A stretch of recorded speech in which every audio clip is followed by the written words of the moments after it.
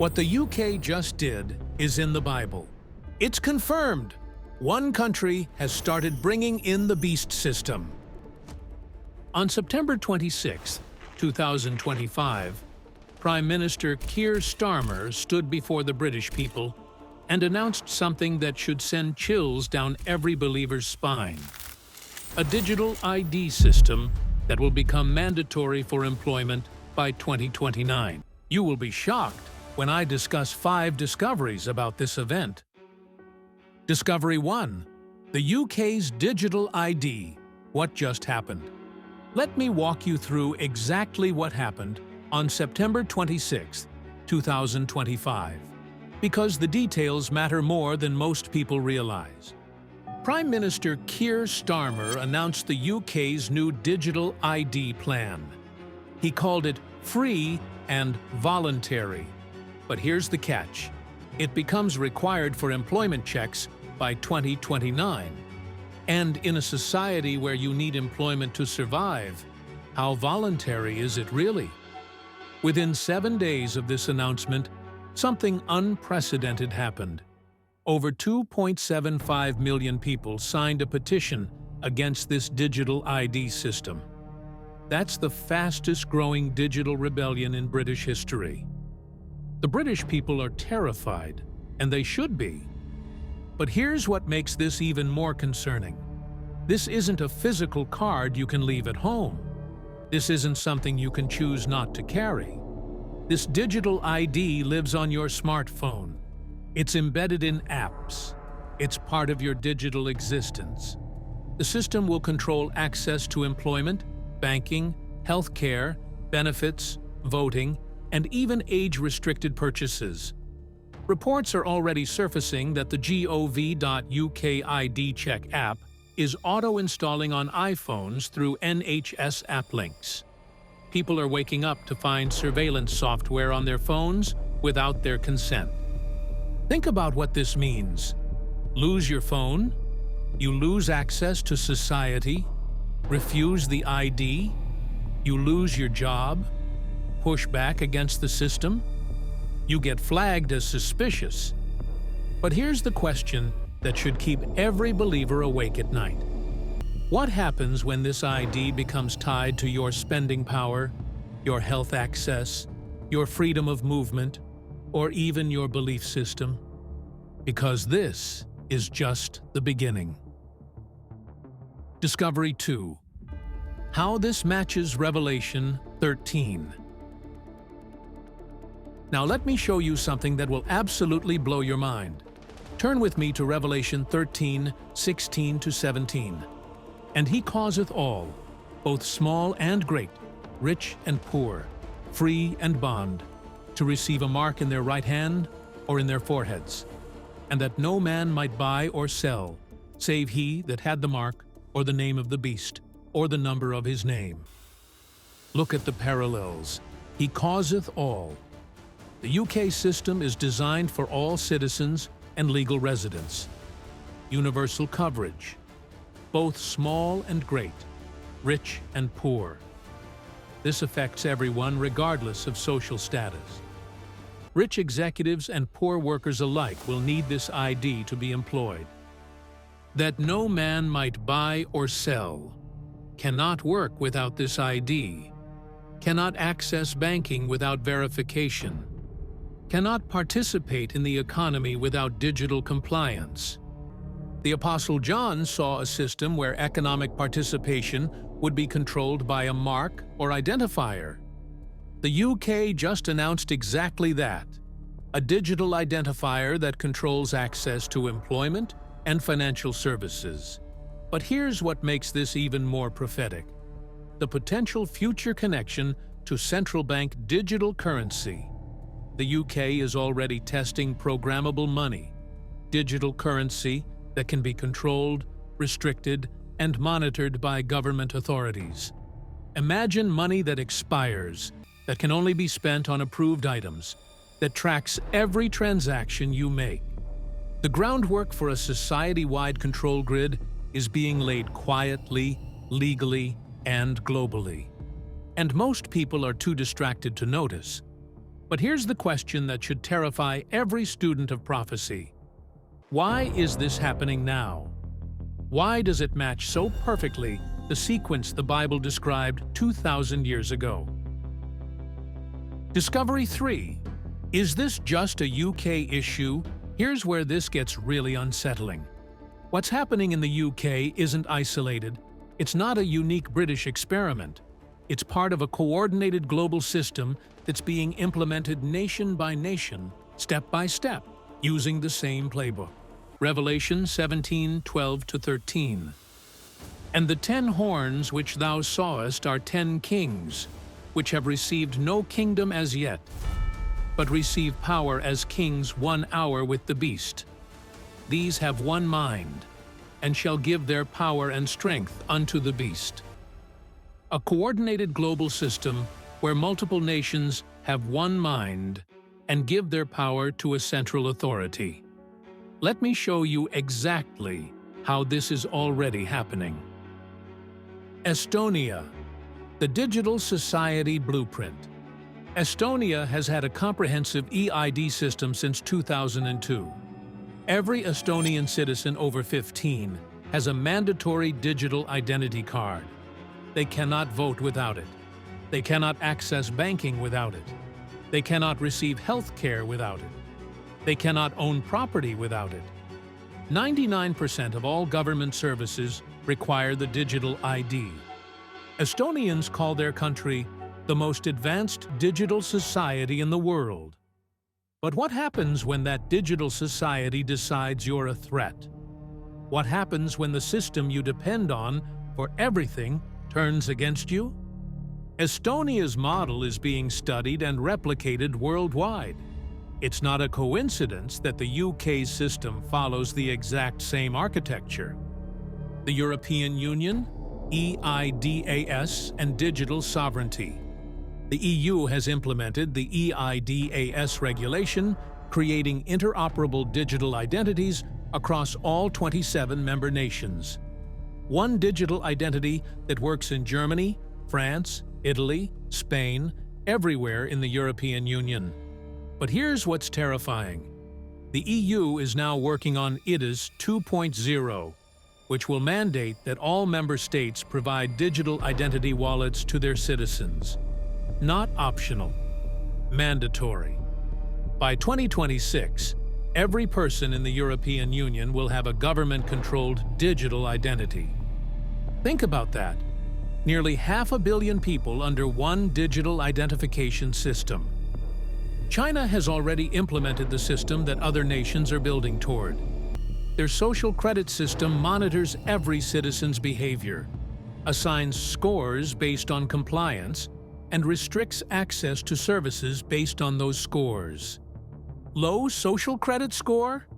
You can't buy airline tickets. You can't get loans. Your children can't attend certain schools. You can't access high-speed internet. You can't stay in good hotels.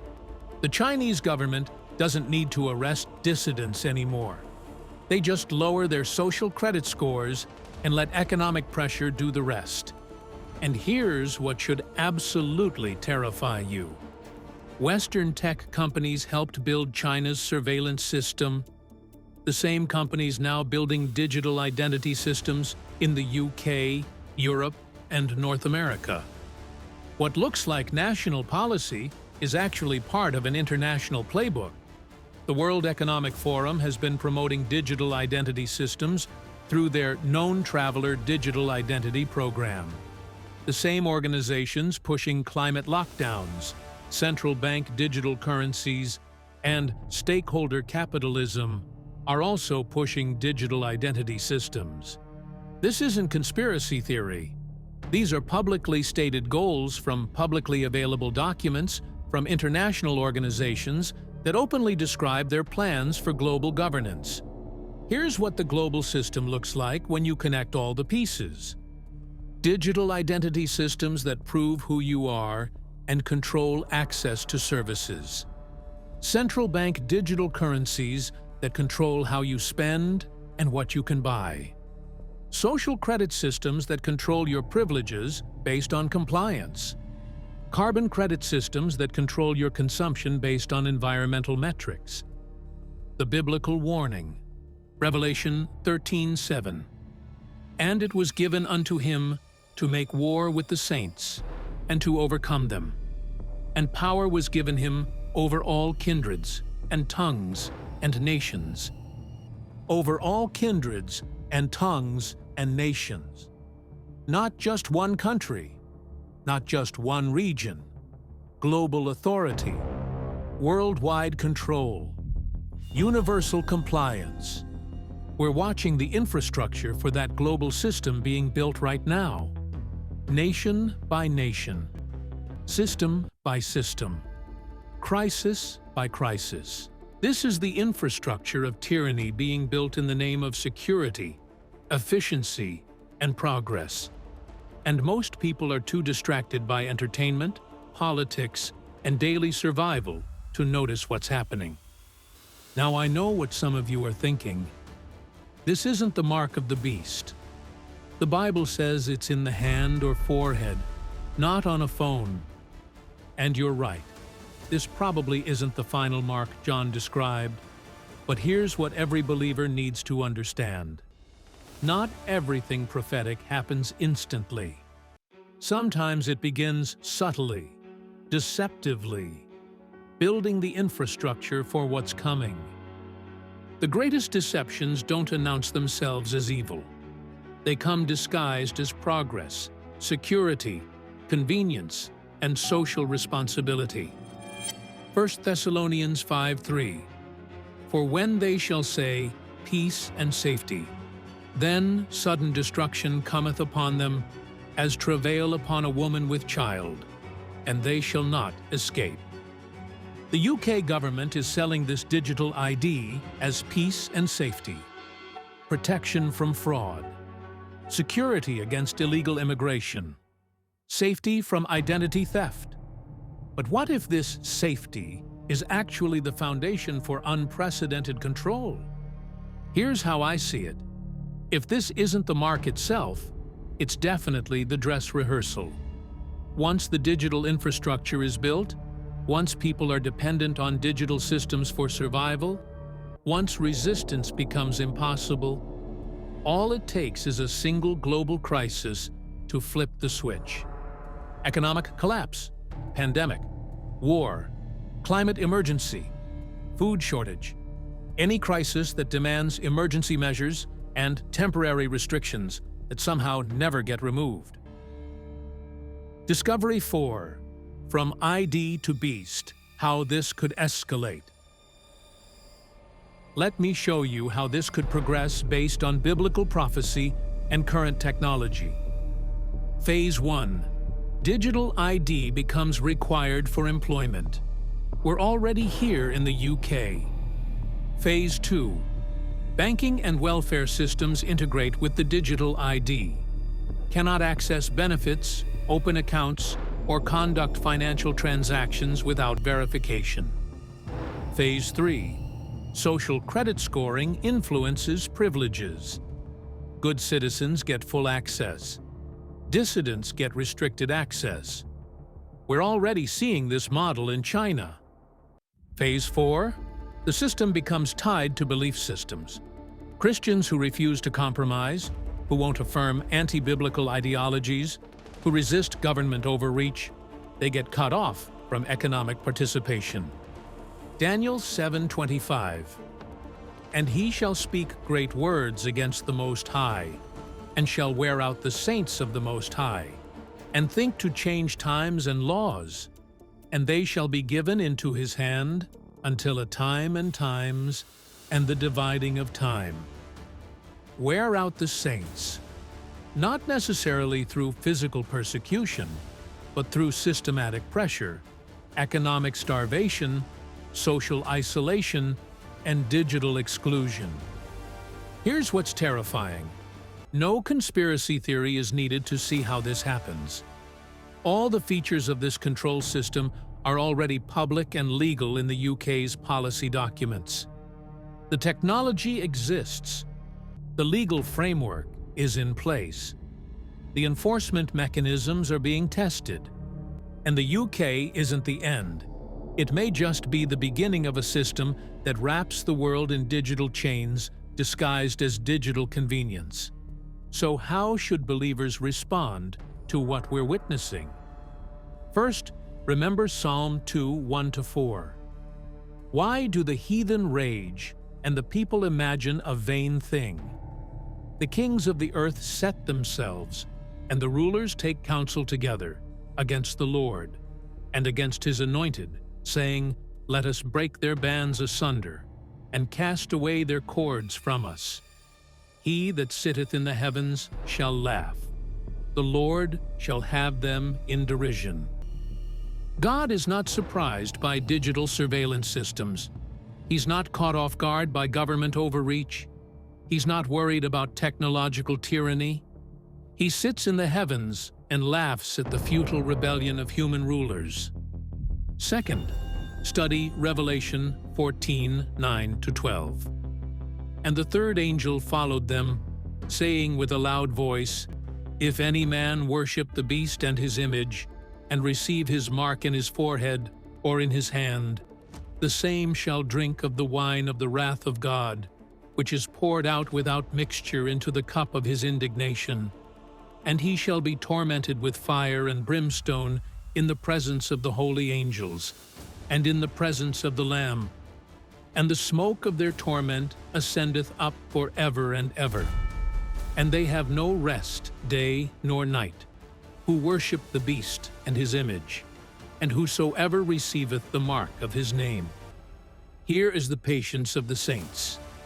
Here are they that keep the commandments of God, and the faith of Jesus. There will be saints who endure. There will be believers who refuse the mark. There will be Christians who choose economic hardship over spiritual compromise. What will happen to those who refuse the mark of the beast? What if I told you that soon you will have to make the biggest choice in all of history? You will be shocked. Number 1. Banned from buying. The new economic prison. This first consequence is the fastest and maybe the most crushing for unprepared families. The moment you say no to the mark, you will be cut off from the world's money system. Revelation 13:17 says, No one may buy or sell except one who has the mark. Not some people. Not most people. No one. This isn't a small ban. This is total lockout. You cannot buy food. You cannot pay rent. You cannot get gas. You cannot pay for power. You cannot buy medicine for your sick kids. Within 1 day of refusing the mark, you'll face hunger. Within a week, you'll be homeless. Within a month, you'll be cut off from all modern life. Now, you may think this can't happen. How could one system control every single purchase on Earth? Let me show you how near we already are. In Sweden, cash makes up less than 2% of purchases. Most stores no longer take money. Everything is digital. Everything is tracked. Everything can be controlled. Central bank digital currencies are being launched all over the world, letting governments control every penny you spend. These are not private cryptocurrencies. These are government digital dollars that can be shut off in an instant. But here's the scary part. The technology already exists to tie your payment ability to your body. Your fingerprint, your face, your DNA can become your wallet. And if that wallet is turned off, you are broke. Picture waking up tomorrow and your cards don't work. Your bank account is frozen. Every store scans your face and shows access denied. Every digital payment rejects your fingerprint. Your children are hungry, but you cannot buy food. Your rent is due, but you cannot pay. Your car runs out of gas, but no one will sell to you. This is economic exile. Total. Instant. Crushing. And here's the chilling part. This is designed to crush your mind before it kills your body. They want you to watch marked families eat while your kids starve. They want you to see marked people live in comfort while you lose everything. The pressure will feel unbearable. Each day you hold out, your family suffers more. Each day you resist, life becomes harder. The emotional pain will be worse than any physical pain. But here's what the enemy doesn't want you to know, and what will shock you about our second consequence. While the world turns its back on you, something supernatural happens that most believers have never seen. Consequence 2. Divine protection, supernatural provision, and safety. Here's where the story changes and gives you chills and hope. While the world tries to starve you, God will bring a protection plan He has prepared for thousands of years. Revelation 12:6 says, "Then the woman fled into the wilderness, where she has a place prepared by God, that they should feed her there 1,260 days." Look at the words, "a place prepared by God." This is not a last-minute rescue. This is a planned system of help. Isaiah 33:16 says, "He will dwell on high. His place of defense will be the fortress of rocks. Bread will be given him. His water will be sure." Bread will be given. Water will be sure. Not maybe. Will. You may think this sounds too good to be true. Food and water from God in modern times? Remember what God has done before. For 40 years in the wilderness, God fed 3 million Israelites with manna from heaven. Every morning, fresh bread lay on the ground. Their clothes never wore out. Their shoes never broke. Water came from rocks. When Elijah was hunted by King Ahab, God sent ravens with bread and meat twice a day. During a 3.5-year famine, Elijah never went hungry. When a widow had only a little flour and oil left, God made it last for years to feed her, her son, and Elijah. When 5,000 were hungry, Jesus took 5 loaves and 2 fish and fed them all with 12 baskets left over. The same God still works. His power has not gone away. His love has not gone down. And here's what is even more encouraging. God has prepared for this time. Psalm 91 says, "He who dwells in the secret place of the Most High shall abide under the shadow of the Almighty. Surely he shall deliver you from the snare of the fowler and from the perilous pestilence. He shall cover you with his feathers, and under his wings you shall take refuge. His truth shall be your shield and buckler." And verse 7 says, "1,000 may fall at your side, and 10,000 at your right hand, but it shall not come near you." Food and shelter, safety from harm, peace in chaos. Christians today in underground churches report miracles like this. But you must understand, God's protection does not erase all hardship. It turns hardship into spiritual growth. Which brings us to the third consequence. While you are fighting doubts, forces will work to break you with persecution.